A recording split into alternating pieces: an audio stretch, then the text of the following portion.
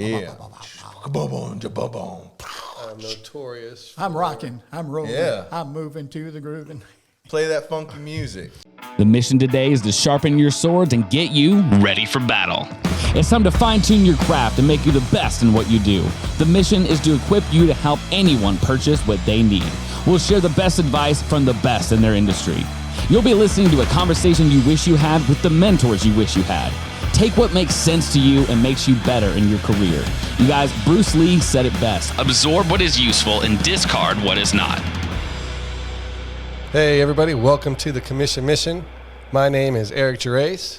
And I'm Micah Henderson, and today we have a great guest, great friend, John Byrne. He is experienced in so many different ways and has dropped so much knowledge on me throughout the years of knowing him. But some of the background on you, coming from up north, coming from the military, you've done sales in such large degrees and small degrees that you've done sales training. It seems like consistently throughout your whole professional life, and came down here to Panama City, down south. What year was that? 1969. 1969. Wonderful wife. I've had the privilege of meeting. 2 sons, 5 grandchildren, and Well, a son and a daughter, actually. son and a daughter. Yeah. And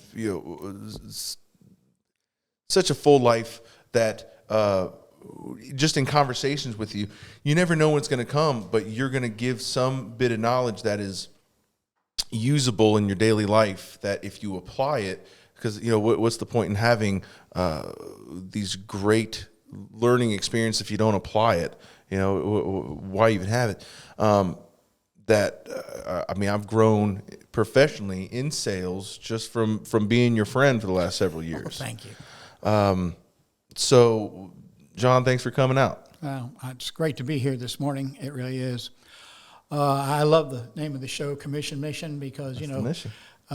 My background actually educationally is engineering. But, everybody's a salesman.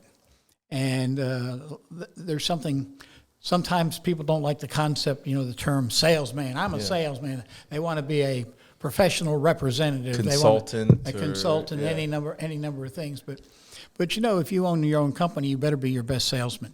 Right. You better know everything about your company, and you better know how to do all the other things that come with running a company. But sales is a big thing, and they don't teach sales like they used to. I mean, years ago, companies used to hire organizations like the Carnegie Institute, to teach sales, the Dale Carnegie Sales Course. I've been through their sales training. And, years ago it was a 12-week course. It was every Wednesday night for 12 weeks, 3 hours a night, and they taught you the basics, and they're still drilled in my head every day. And what companies do today, of course, is they do a great job of trying to train people in what they sell.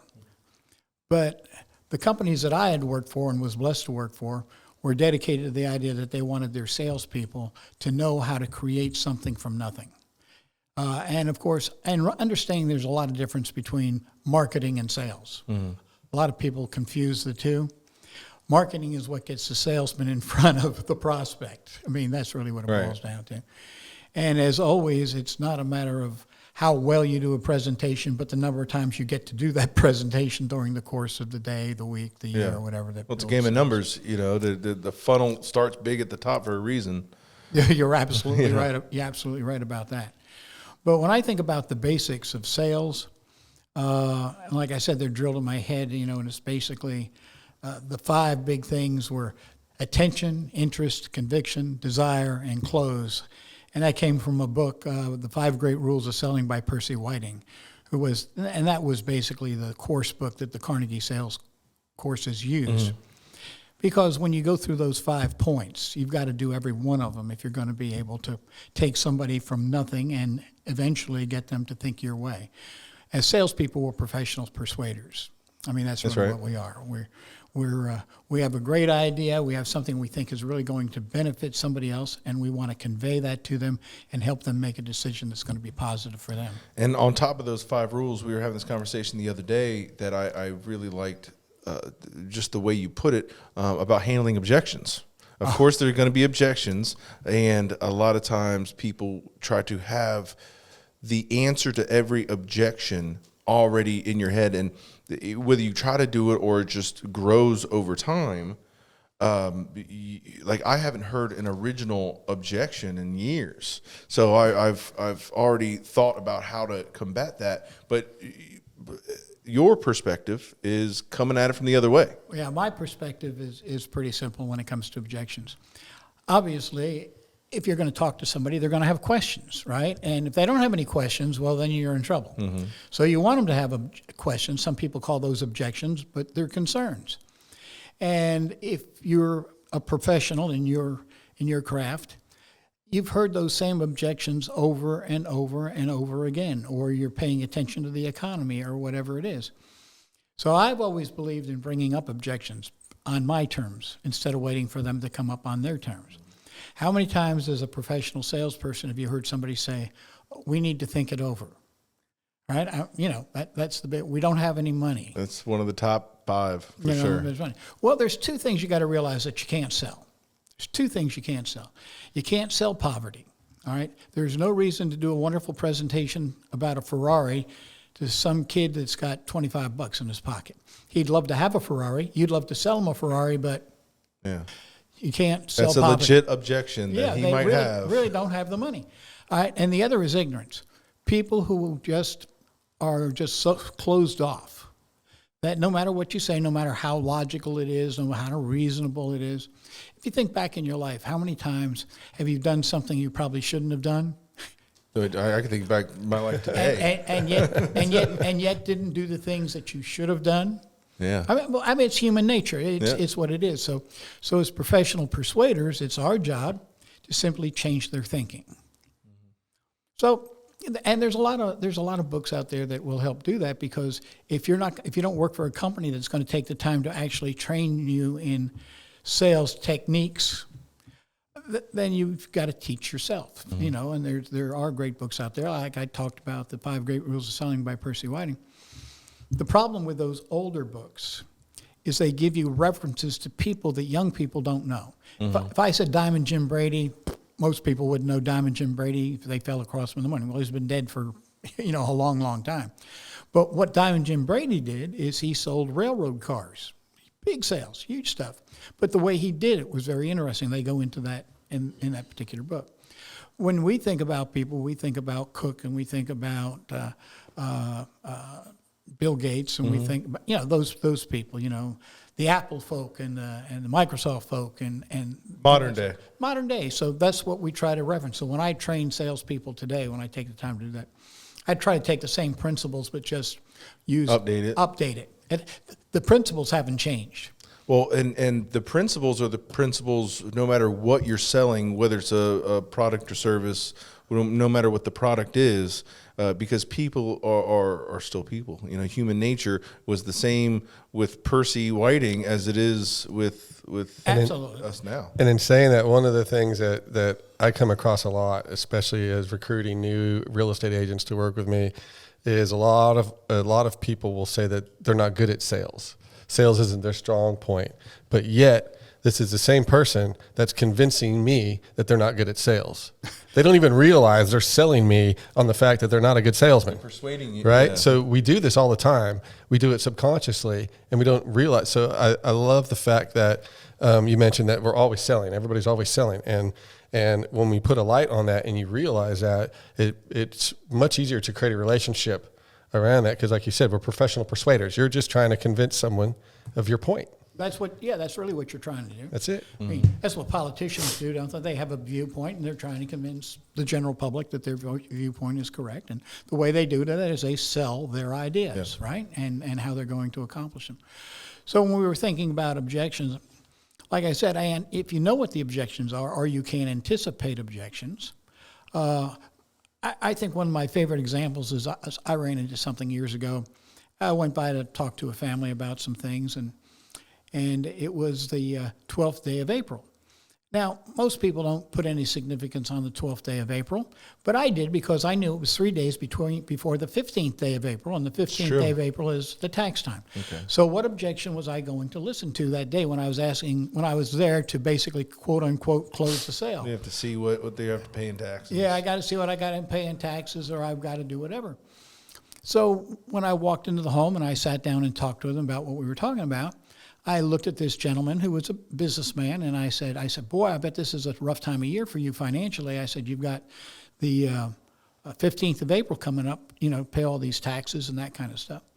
And he said, oh, no. My CPA said that we're not going to do anything with our taxes until October, because the later you file your taxes, the less opportunity you have to get audited. I said, so that's not really going to be an issue for you? And he said, no. Well, now this is at the very beginning of the conversation, right? At the back end of the conversation, when I'm now asking for the order, he goes, well, I got taxes coming up. And I looked at him and I said, well, yeah, I know. And for most people, I would believe them. But you're not even going to deal with this until October. You may not even owe taxes by the time your CPA finishes with it. His wife started laughing and said, write the man a check, right? So the point is that because I took the time to anticipate that was going to be an objection, I set it up to take care of it up front. Now, at the back end, if I just do my regular interview, my regular presentation, and don't anticipate that coming up, at the back end, now we're going to have an argument over whether he's going to have to pay taxes or not. I can't win that argument. I can win the argument I set up to argue, but I can't win the one I didn't. But that happens with every objection within your profession, whatever it is. We have some basic ones, and so I tell people, look, bring them up. We might move one day. We're not a permanent resident. So if you sell something here locally that they can't use no matter where they go, right, then you better nail down the fact that they're permanent residents. And then they're able to sell it if they do. Right, exactly. So, but that's what you really want to be able to do. You want to lock down certain things. Yeah, one of the things when I was selling copiers, copier machines I are did that too, extremely competitive. There's zero margin. There's always a ton of quotes that you're competing with. Is selling value versus price. Everybody always had. I would walk in and they would have, hey, here's 2 other quotes of the people that just came in. Beat this, right? So in copier sales, you knew if you were the last, you were the best because you got to see everybody else's quotes. But but there was times when I was the last, I was the highest, and I got the deal. Well, you sell quality, but again, I have to laugh because when I worked with 3M Company Linear Business Products, we sold copy machines, we sold microfilm equipment, and we sold word processing centers long before IBM and those folks were involved in that. And on a note of being, I guess, prideful, I can say I actually sold the largest word processing center the United States Navy ever bought and the second largest one Linear ever sold. And supervised the installation of that. There was a whole big deal on that. But we pulled in over 10 miles of 40 conductor cable because in those days we didn't have all the digital stuff. Wi-Fi. Everything was analog, But to get back to the copy machine, 3M had a copy machine. Xerox's big deal back in the day is they had plain paper copiers. Everybody else had copiers that used some kind of chemical bonding kind of thing, liquid or dry powder or whatever it was. And so 3M came out with a machine, and it made absolutely fantastic copies. The copies were so good that newspaper companies could actually use them to do their advertising slicks. That's how good it was. The corners were crisp as they could be. The problem was the paper shined, like a magazine. You pick up a magazine. So the way we used to overcome that, because when we first started to talk to people, they go, oh, this glares, right? It's a glossy. That was glossy. So what we would do before we'd sell all the benefits of the machine, cut the paper to size. It was this many copies per minute. The cost would be this, da-da-da-da-da-da. And then we would go, look, I want to show you a copy. Bring me a copy of a magazine. Bring me a magazine. They'd bring the magazine over. I'd make the copy of the magazine. It came out and it looked exactly like the magazine thing. It was perfect. And I'd say, this is our exclusive magazine process, magazine bond that we use. People go, that's unbelievable. I guess that's great. So what I really need is a check. So you made the gloss a good point. you turn objections into benefits. Yeah. Yep.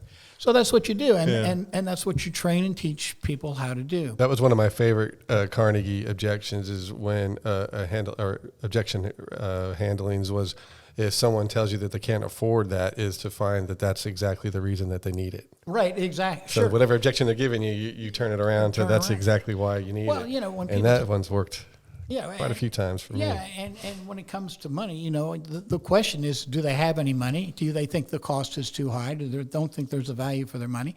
I mean, so a money objection is something that people are going to run into, but you should anticipate that too, and you need to bring it up. And one of the ways that we used to do that, and still do, we may not be the cheapest, but we are the best. And if you're looking for quality, if you're looking for quality of service, you're looking for that, well, you got what you pay for in life.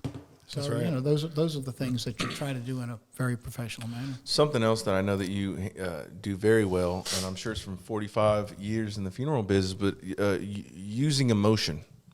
In that, when you're talking about what you do, you don't say, I have a piece of earth here that's 7 foot by 4 foot. It costs this.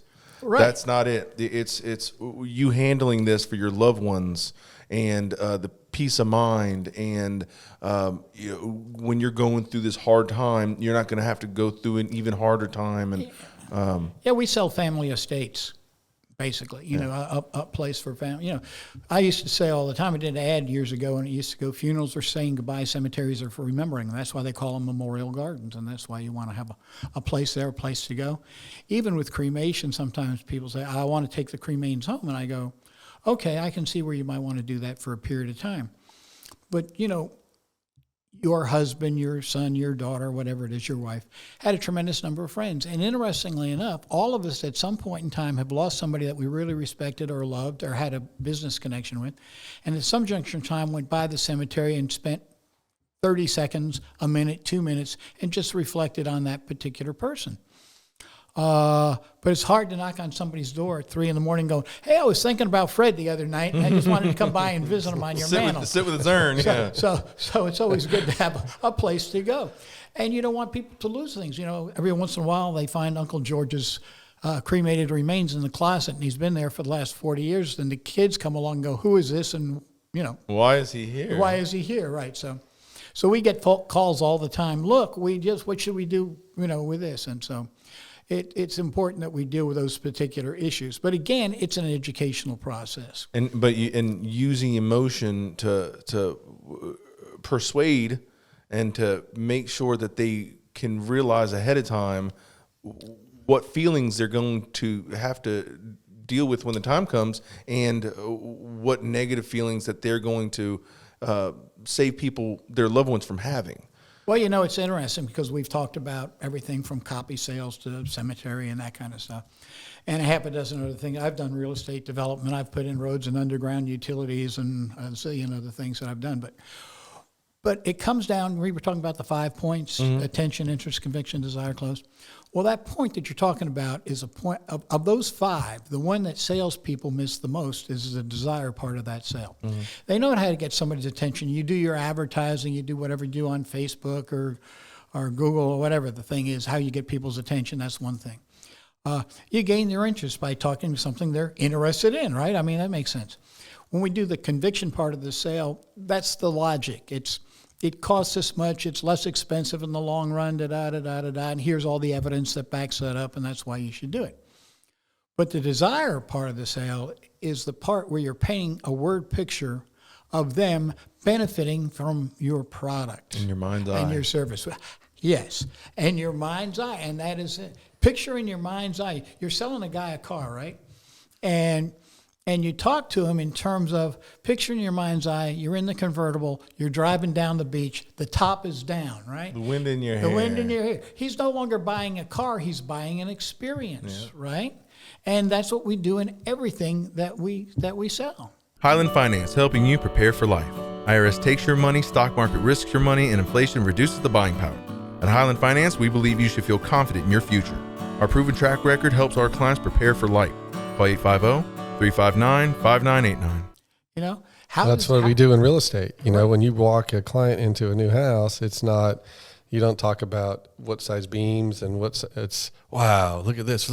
This would be perfect for this person. And you would love this for your yoga or this would be an amazing office. And you really get them in there and you Right. have them start to imagine themselves in that house. And then you get a buying decision much quicker. Of course, you know, I used to laugh when Annis and I'd go look at houses, and the real estate agent would say things like, "This is the living room," and I'd go, "Wow, I would have never figured that out." Next thing I know, you're going to tell me that's the kitchen, right? But the important thing about that, if you're in real estate and you're in a house, it's kind of like, well, as you know, this is the living room. Which wall do you think you'd put your couch on? And now they're having to think. Yeah. You know, Mrs. Smith or Jones, we've sold the Smiths and Joneses a zillion things of property or whatever over the years when we were doing training. Which cabinet do you think you'd put your good china in? And they're visualizing themselves. And they're visualizing, they're moving them. Now, which one of these rooms do you think little Sally would have? And by the way, why do you think Sally would like this room more than that room over there? And all of a sudden, you're asking them active questions. I mean, you know, J. Douglas Edwards years ago did a whole tape on a thing called Questions Are the Answers. And there are various forms of different questions. We have, you know, basic questions, and then we have active questions. And then we have alternative choice questions, and then we have nail down questions. The nail down questions the Canadians are great at. They say, and then we're going to go over to the store, eh?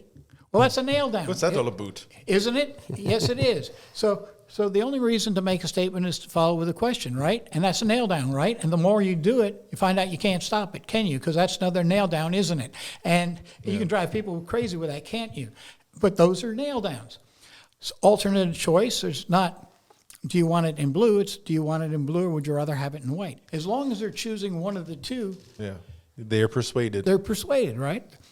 So those are the things. If you ask them, do you want a car? Yeah, but what are you going to do with the car? Or what are you going to do with the truck?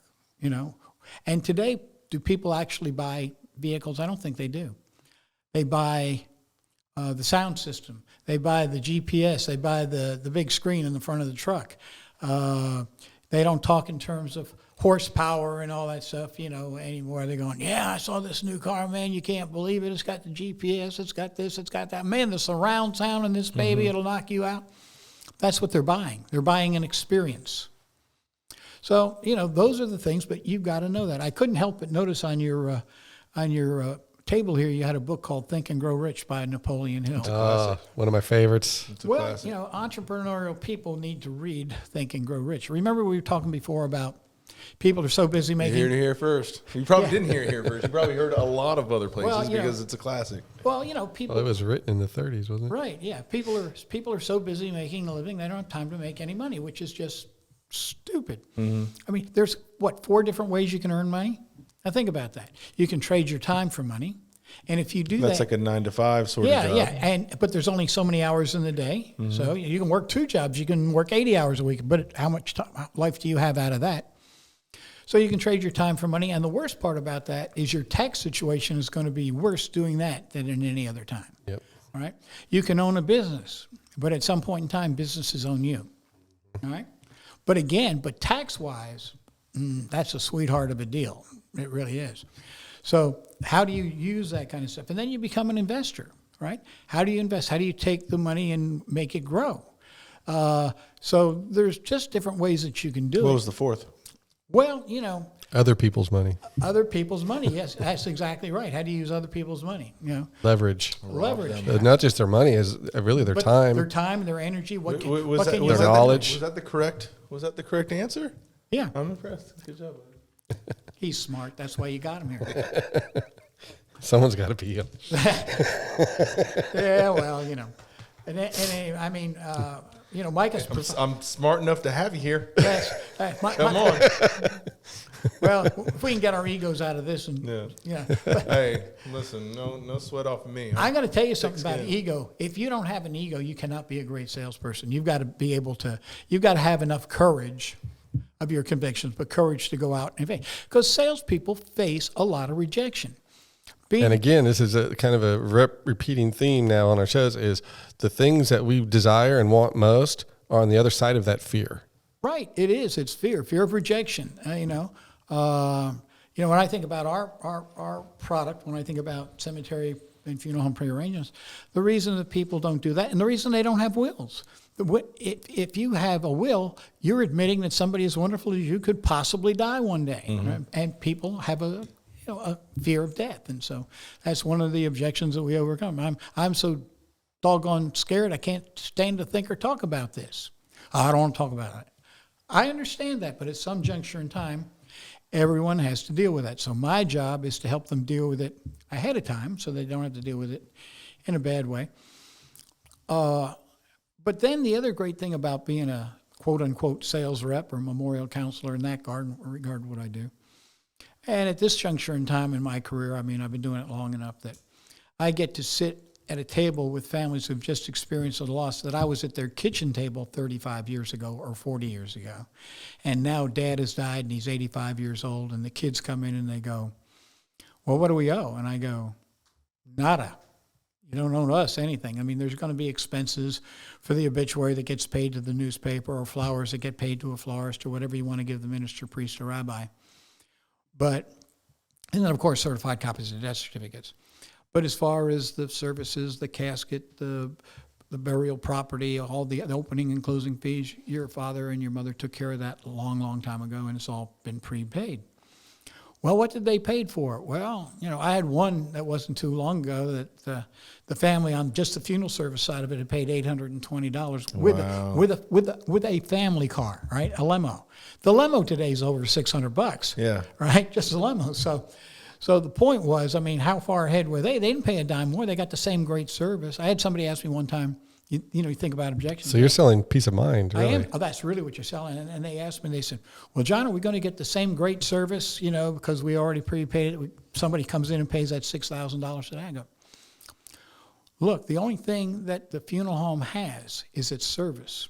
Whether we do it for free or whether we do it for $1 million, we're on stage every minute thing, and every single thing we do is being reviewed by every family member, and more so by the people that come to the funeral, because they're not in the same amount of grief that family is. People know that you have a good reputation, and you have maintained that reputation. Yeah, Ken Forest Lawn has done a great, great job over the years. They really have. And we actually, we say when caring counts, but count on us. They count on us, but the professionals that we have there really do care about the people that come through our doors. It's just not a saying. Each and every one of us at some juncture in time has had to deal with the same thing our clients are going through. In our family, my wife and I, we've had 5 losses. Her dad, my mom, our grandparents, and we've dealt with all those things. And just because you're in that particular profession doesn't mean you get to skip the process, right? So, if it did, everybody would want to do what I do, right? But that's not the case. But what it does do, it allows you to have a much better perspective on what that family that's sitting in front of you is going through, or what they're going to go through. So that's the great thing about that. Well, wrapping up our conversation today, I always like to either, if there's a subject that we haven't touched on that you think somebody getting new in sales or new in business ownership, it's really important for them to know. I think that the best thing that you can possibly do is Google it, read it. I don't care how you get it, but you're going to be a salesperson. I don't want to be a salesperson. Yeah, you are. You're the best salesman. You're going to open a business, you're a salesperson. I don't care if it's retail, if it's outside sales, it doesn't matter, you're a salesperson. So take the time to grab the books. There are several of them out there that are great. One of them is The Greatest Salesman in the World. It was written by Og Mandino. Yeah, it's a great book. The other one is Think and Grow Rich by Napoleon Hill, 5 Great Rules of Selling. Percy Whiting. Percy Whiting, yeah, and then of course there's the 7 habits of highly successful people. There's Covey. Yeah, Covey. Read Stephen? those, and the science of getting rich. The science of getting rich. But it's not just getting rich, it's what you're going to do. Why do you want to do that? Not everybody who's rich is happy. Right. Right? So what are you going to, it's not just rich, it's wealth. And it's wealth in so many different ways. Why are you doing what you're doing? What are you going to bring to the public when you open your business? Yeah, when I work with my coaching clients, that's the first thing we do is establish their why. Yeah, why? And it's got to be a level 10 why. So, Yeah. and we do this. There's a really awesome thing that we run them through. It's called 7 Levels Deep. And so I'll ask them, okay, say they say, I want to be a real estate agent and I want to sell 10 houses this year. Well, why do you want to do that? And they give you an answer. Oh, I want to take care of my family. I want to buy a bigger house. I want to get a new, whatever it is. Then why do you want that? And you take them down 7 levels of asking them why, to usually when you get down to the 7th one, they're in tears. And if you're not in tears by that point, go deeper. Go deeper, yeah. Because it's that tears and that passion that you want to draw out, because then when obstacles show up, they're speed bumps for you if your why is big enough. Right, and that's the whole point. And I always love the thing we were talking about, questions are the answer, and one of the questions is why, And if you'll think about it, it's always the person who's asking the questions that's in control, isn't it? I mean, little kids, right? Why? You can't do this, little Freddie. Why? And they go on. They're controlling and they will take you 7 levels deep. Yeah. Right? Your kids will. 100 levels deep. Why not? Why not? Why not? So- Why not? Because and finally, as parents, we go, because I said so, which is my dad's thing, right? Yeah. Because I said so. That's why. End all. So speaking of end alls, last question. Yeah. If you knew back then what you know now, Oh. what would you do different? The same things I'm advising people Yeah. to do now, I would have done a better job of that Yeah. back then. All right? I mean, I was fortunate. I had some good mentors, and I paid attention to them. And my basic instincts is I always wanted to be around older people, not younger Yeah. people, because I knew they had more to teach me. So I really wanted to be around guys that had life's experiences, that had been down several roads and things, because, I know that sometimes those stories get boring, and people. And today we live in a society that go, tell me. But in the details is where the learning is. And so, as I'm fond of telling new salespeople, you will listen your way into more sales than you will ever talk your way into. Wow, that's good. So, knowing now what you knew back then, you'd still do sales. You would have still done it. You just been a little better at it. Yeah, I would still. I'd still do sales. I mean, would I change my career path? No. I mean, I've enjoyed and loved everything I've done. I mean, I had a company one time that we developed and sold fire trucks that didn't use water. We did chemical firefighting. I've done fire shows at Port Everglades and hazmat training over in Jacksonville, and been involved in a lot of things over the years. In my youth, I was in the service, and then when I got out, I was a professional poker player. And then at what point did you do the professional whale riding? Oh, well, that was before. I was in college at the time, and I was on a year's sabbatical before that, and I was helping to train porpoises and doing whale shows. And, Porpoises with a purpose. It Yeah, was a nonprofit. yeah, well, no, it was a profitable thing for the company. But I've always tried to think about how I can get things done quicker and better and whatever. And I remember years ago, we were sitting in the dive room, and the GM comes up and says, "Guys, the guys dug a big hole out there around a pump for the tank here, and you guys need to go down there and cover it up." Right? It was a big thing of sand. And I'm sitting there going, "Don't do sand." So I said, "You guys stay here. I'll be right back." So I ran down the beach. I found a buddy of mine, George, who maintained the beach, and he had a Jeep with a push blade on it. I went down and got George. I said, "George, would you mind pushing the sand over this hole?" "Not a problem, John." He did it. I went upstairs. The GM comes running up, later on that day. He says, "Haven't you guys closed up that hole yet?" I said, "Oh, yeah, I was done an hour ago." And he goes, "That's impossible." I said, "Well, go look." And he went, "How'd you get that done?" I said, "It was a miracle." I mean, I've never believed in wasting my time doing things that I can do an easier way. Especially when you can leverage someone else's time. That's exactly right. And so you just, people think about thinking outside the box. I have a friend of mine who says, just throw the damn box away. That's really thinking outside the box. Well, if there's anything that you wanted to plug right now, anything that you wanted to spread the word about, you Any charities that are near to your heart? You have or the anything opportunity. Well, you all have right. the stage. Well, let's cover that. I've served 2 terms now I'm past president of the Rotary Club of the Emerald Coast. Mm-hmm. And we do great things with the Sims veterans. We have that baseball game that we play with them every year. We go out there and we take some tour buses and we pick them up and we go out to the Miracle Field. Frank Brown At the Miracle League Park, and those guys get to play baseball again. I mean, it's great. That's awesome. Dave Johnson comes up and he has a bio on all of them. You think you were at Yankee Stadium. He introduces them and their background, and they love it, and it's great, and they get away from that place. We got a flyby from the sheriff's thing. We got a police escort all the way from Sims all the way out to the beach. Every once in a while, Tyndall, if they know when it is, so there are guys that are flying down the beach, will do a little deviation. So they can't give us an official flyby, but if it just happens to happen at the same time in the game, and they get a little closer. It's kind of cool. Yeah. So that's one of the projects that we do for that. We do a thing for disabled kids where we do Dance Your Wheels Off, which is a great program. It's kind of like a prom for people in wheelchairs. That's awesome. And then we have a whole different group that we set up, a kind of an auxiliary club for disabled adults where they can get involved in the community and do things. And it's tied to the folks down there at Chautauqua. And all this is with the Rotary Club. And all that's with the Rotary Club. Everybody support your local Rotary Club. They're out there doing great things for the community. And John, I again just want to thank you for coming out and sharing a little bit of wisdom with us. It's a pleasure meeting you, John. Thank you very much for being here. It's good to meet a fellow copy sales guy. You've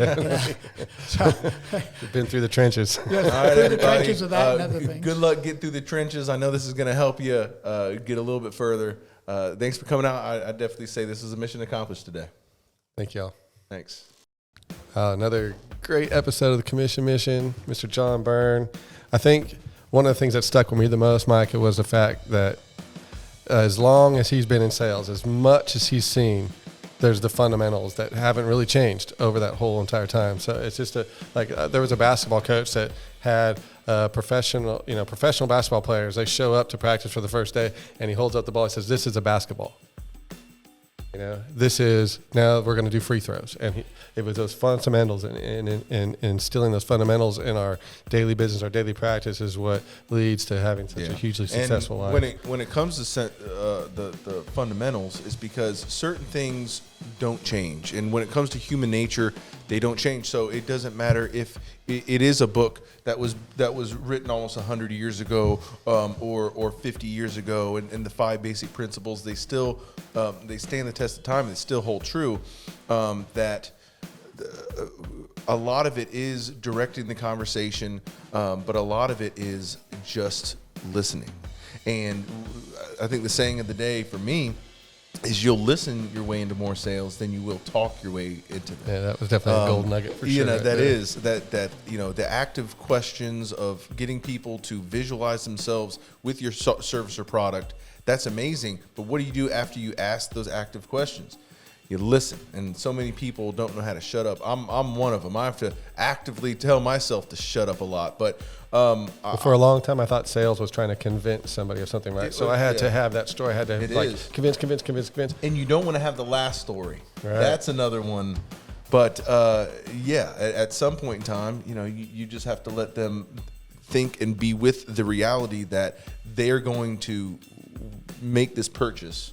They're going to visualize themselves in it. But I think the most powerful thing for all you salesmen out there, you ask somebody who's been doing it their whole life, and you say, if you knew then what you knew now, what would you do? I'd do sales better. I'd stay in sales. I'd just be better at it. So if that doesn't speak volumes, I don't know what else did today. And no matter what you're doing, you're a salesman. So everyone's a salesman. Just get good at it. Embrace Watch that. this episode. Watch next episode. Watch season 1, and just get better at persuasion. Better at what you do. Be sure to like and subscribe. Thanks, everybody. See you next time. Hey everybody, thanks for tuning in to the Commission Mission. It is our mission to increase your commission. If you got any gold nuggets out of the episode today, make sure you don't miss any more. Click, like, subscribe, whatever that action is for the platform that you're watching this on. Make sure you don't miss any more good nuggets, and help us help you. Yeah, one of the things that new or struggling entrepreneurs struggle with is asking for the sale, asking for what you need, and they're afraid of rejection. But I'll give you a sample of that exactly right now. Is if this helped you in any way, please share this with 3 friends of yours, 3 people that you think would benefit from what was discussed on these podcasts. And Friends in sales, anyone in your organization that can benefit from this needs to hear it. Thanks, everybody.